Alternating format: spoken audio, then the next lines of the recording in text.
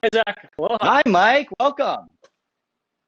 thanks. Thanks for having me. Well, what an incredible video. I've known you a very long time. Admired your work for a very long time. We've worked together several times. We've had many great swims, but to see that and just hear it and put in perspective, I mean, your photography speaks for itself, but the character of who you are as a person, I think is just astronomical. I've never able to interact with someone of your caliber. That's incredible, man. Very inspiring. Oh, you're too kind. Thank you. Thanks for that nice intro. Wow, that's incredible. Yeah. So let's just start. Sorry, let's back up a little bit. Mike's joining us from the beautiful island of Hawaii in his photo shoot Hi, guys. now. So yeah, wonderful to have you here. We got a great shark print peeking over your shoulder there. I love that. And we'll get into a little bit of your like printing processes and what you do, and send everyone the link a little bit later as we kind of go in. Let's jump in and hear a little bit more about you. That was a great introduction to who you are, and what you stand for. What you've been able to accomplish and what you've been able to do is just truly incredible. That path that you just showed. Can you tell us a little bit more of, what's going on with Mike Coots? It kind of all, I guess it's accumulated from growing up on a little island and surrounded by a lot of water.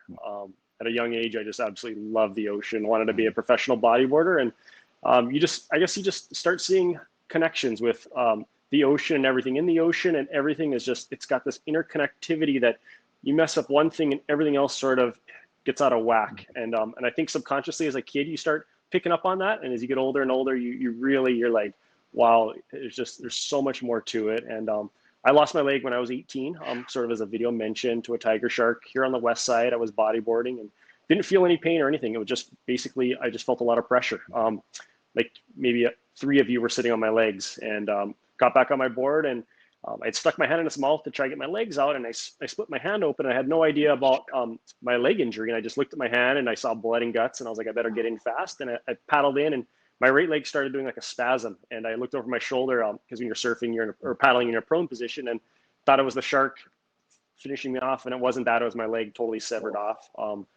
Everything just kind of happened really fast after that, and I was fortunate to get a ride to the hospital, and I spent about a week or so at Wilcox Hospital here on Kauai, and then I was bedridden for about 3 weeks. And once the doctor said the stitches and staples could come out and the risk of infection was gone, I was back in the water bodyboarding. Wow. And it felt so good to get back in the water. Like, as you know, like when you're prolonged, like on a trip and you haven't been in the water for a while, that first jump back in it's just, there's something about that. And I really got into photography during that time. A lot of my friends here on Kauai are pro surfers, and started taking photos of them. And the mags kind of picked up on it. I just would send here and there to a magazine, and saved a little bit of money. And I remember getting my first Canon. What was it? It was a film camera, because we're shooting Velvia, and it was I don't know the model. Yeah, it looks very similar to the Mark IV, just a film version. Right. And absolutely loved it. Got accepted to Brooks Institute of Photography, and I wanted to shoot for Roxy. Nice. I wanted to shoot girls in bikinis, and spent 4 years studying photography. Mostly portraiture. I specialize in portraiture, a lot of studio stuff.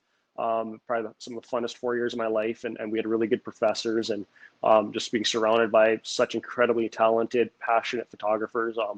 There was nothing like that when you're just day in and day out, got creativity all around you. We had the most incredible photography library, and just absolutely loved everything about photography. And it was after finishing school, I got a phone call by this lady named Debbie, and she wanted to know if I wanted to be a part of shark conservation, and I had no idea what that was.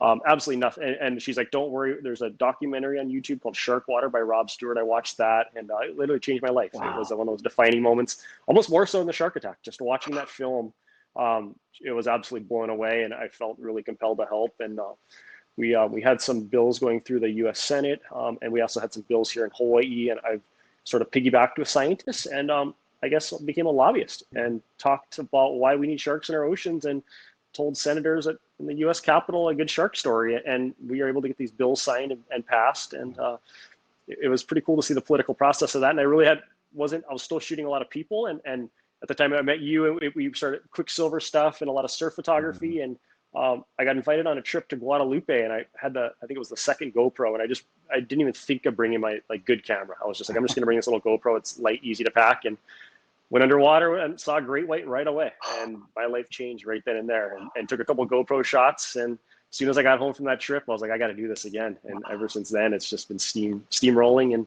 it's been a really, really fun ride. Wow. Jeez, that's incredible. I mean, it like, you know, like in some of the comments, just a testament to your resilience and just how quickly you move forward. Any less of a person or just anyone in a different mindset wouldn't go back in the ocean, one, or very much you're one of the biggest advocates for shark conservation. That's incredible on the thing, you know, and it's something that, Yeah, I think, sorry, there, we cut out there, but you know, I think it's just, you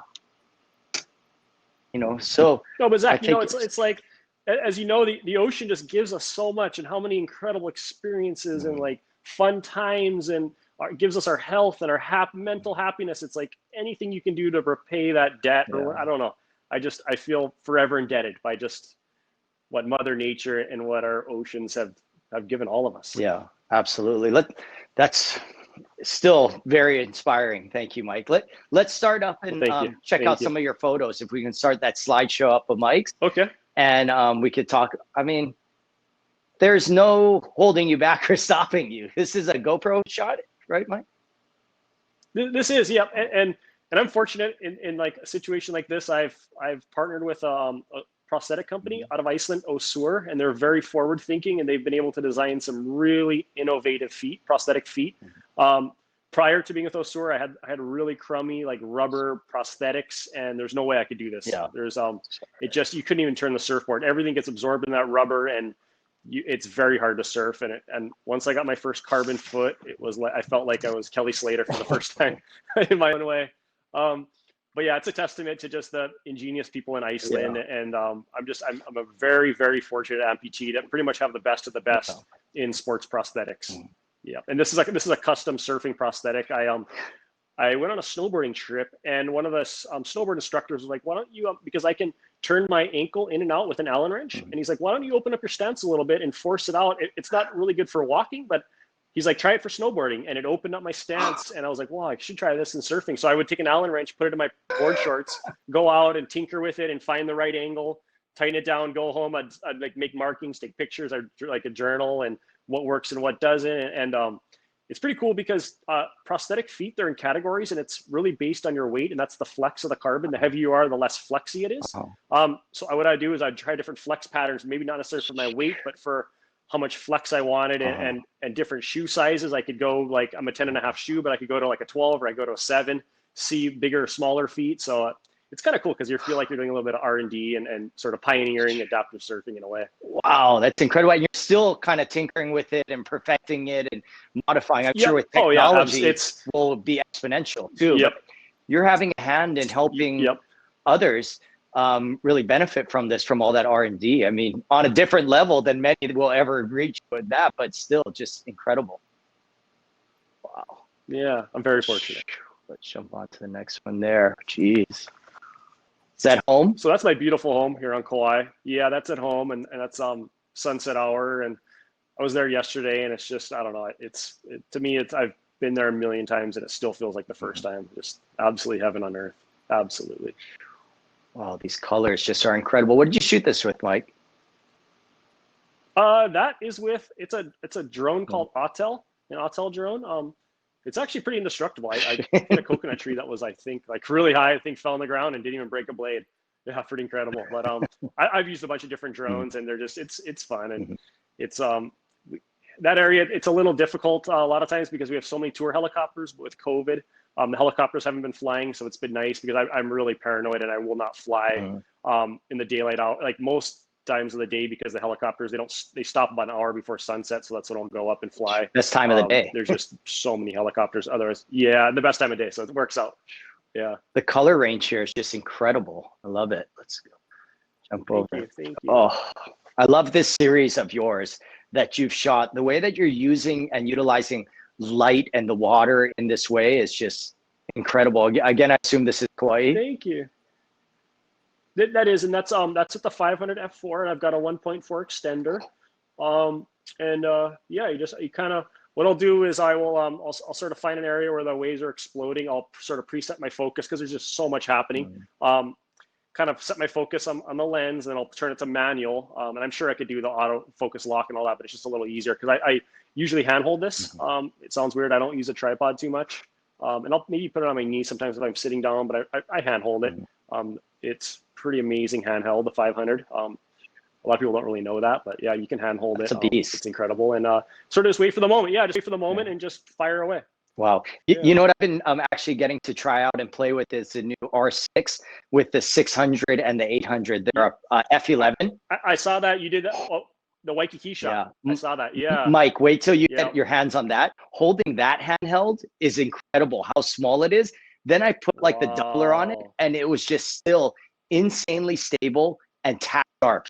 So, got to try that one out soon. We got to bug John on that one, but it was I was quite impressed. I haven't. You think 600 or 800, you got to put on a tripod, but being able to put that and just handheld and then put it in the water was quite a ridiculous thing. So yeah, I'm looking forward to seeing what you create in this. That's next level space with that. Imagine pipeline with that. I can't wait. Imagine pipeline just swimming on the shoulder. Oh man, I want to shoot jaws from like the other end or something. You know what I mean? Like there's so many different ways and things you can do it and use that compression and be able to shoot. That's where my mind keeps going, like, what can I compress in that way, in such a different way? I mean, pipeline, you might have to sit at like rock piles or Rockies, but like, you know, it's going to be epic. So yeah, no, I'm a big fan of using long lenses. There's something about it. The way I don't know, it really pulls in that background and you really get that separation. I'm a long lens fan. Thank you for tuning in to this week's episode of Between Sets. Make sure to like and subscribe to be tuned in on all future episodes. Thank you.